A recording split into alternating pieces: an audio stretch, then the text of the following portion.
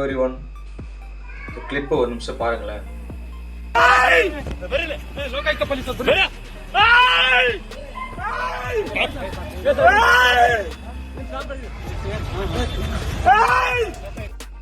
எல்லோரும் நல்லா இருக்கீங்களா? போலீஸை பார்த்தா நமக்கெல்லாம் பயம் வரும். ஆனால் அந்த போலீஸை அரெஸ்ட் பண்ணா, அதுவும் ஒரு இன்ஸ்பெக்டர் ப்ளீஸ் ப்ளீஸ்னு கெஞ்சினா, அதுதான் இன்னைக்கு நம்ம பார்க்க போகிற ஒரு மிகப்பெரிய சம்பவம். ஹலோ ஃப்ரெண்ட்ஸ், இன்னைக்கு நம்ம பார்க்க போகிற விஷயம் கொஞ்சம் சீரியஸானது, ஆனால் அதே சமயம் ரொம்ப ஷாக்கிங்கானது. பொதுவாக படத்தில் வர சிங்கம் சூர்யா மாதிரியோ இல்லை சாமி விக்ரம் மாதிரியோ போலீஸ்காரர் கெத்தாக இருப்பாங்க. ஆனால் நிஜ வாழ்க்கையில் சில சமயங்களில் அதுக்கு அப்படியே ஆப்போசிட்டாக நடக்கும். கர்நாடக மாநிலம் பெங்களூரில் ஒரு இன்ஸ்பெக்டர் ஒரு பில்டர்கிட்ட லஞ்சம் கேட்டு லோக் ஆயுத போலீஸ்கிட்ட கையும் களவாக மாட்டிக்கிட்டாரு. அந்த வீடியோவை நீங்கள் பார்த்துருப்பீங்க. அவர் கத்துல இருக்கே, அது உண்மையிலே ஒரு அதிர்ச்சியான விஷயம். சரி, இந்த கதையோட ஆரம்பத்துக்கு வருவோம். பெங்களூரில் ஒரு பில்டர் இருக்கிறாரு. அவர் மேலே ஒரு கேஸ் இருக்கிறதா சொல்லி இந்த இன்ஸ்பெக்டர் கோவிந்தராஜ் அவர்கிட்ட போய், உன் பேரை இந்த கேஸில் இருந்து தூக்கணும்னா எனக்கு 5 லட்சம் பணம் கொடுக்கணும்னு அப்படின்னு சொல்லி மிரட்டுறாரு. ஒரு இன்ஸ்பெக்டர் ரேங்கில் இருக்கிற ஒரு ஆள் இப்படி டைரெக்டாக வந்து மிரட்டுறது எவ்வளோ பெரிய விஷயம்னு யோசிச்சு பாருங்க. ஆரம்பத்தில் 1 லட்சம் ரூபாய் அட்வான்ஸ் வாங்கிக்கிட்டு மீதி பணத்துக்காக அவர் தொடர்ந்து மிரட்டிக்கிட்டே இருந்திருக்கிறாரு. அந்த பில்டரும் பயப்படாமல் இவனுக்கு ஒரு பாடம் புகட்டணும்னு முடிவு பண்ணி லோக் ஆயுதா போலீஸை அணுகியிருக்கிறாரு.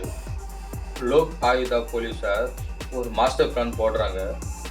மீதி 4 லட்சம் ரூபாயை கொடுக்குறேன், நீங்கள் ஒரு இடத்துக்கு வாங்கன்னு அந்த பில்டர் கோவிந்தராஜ் வர சொல்கிறாரு. அவரும் நம்மளை யார் பிடிக்க போகிறாங்கன்னு திமிரில் அந்த இடத்துக்கு வராரு. அப்போ தான் அந்த சீன் நடக்குது. அவர் பணத்தை வாங்கினதும் சுற்றி இருந்த லோக் ஆயுதா போலீஸார் அவர் அப்படியே அமுக்குறாங்க.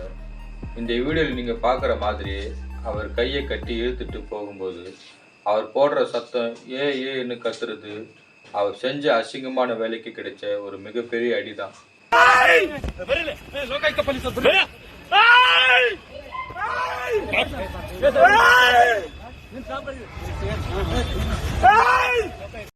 இத்தனை நாள் மற்றவங்களை மிரட்டிட்டு இருந்த ஒரு அதிகாரி இன்னைக்கு லஞ்சத்துக்காக பிடிபட்டு ப்ளீஸ் ப்ளீஸ்னு கெஞ்சற நிலைமைக்கு போயிருக்கிறாரு.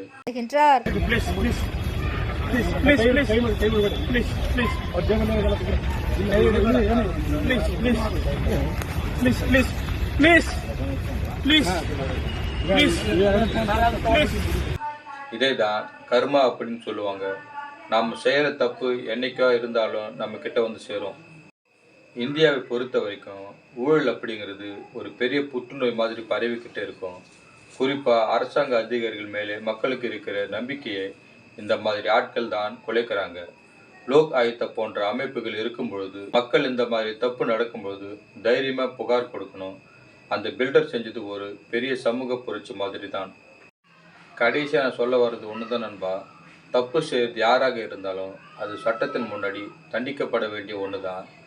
கர்நாடகாவோட இந்த வீடியோ இப்போ இந்தியா முழுக்க ஒரு விழிப்புணர்வு ஏற்படுத்தி இருக்கு. அதிகாரத்தை கையில் வச்சுக்கிட்டு ஏழைய மக்களையும் உழைக்கிறவங்களையும் மிரட்டவர்களுக்கு இது ஒரு பெரிய பாடம். ನಾನು ಪೊಲೀಸ್ ಇನ್ಸ್ಪೆಕ್ಟರ್ KPR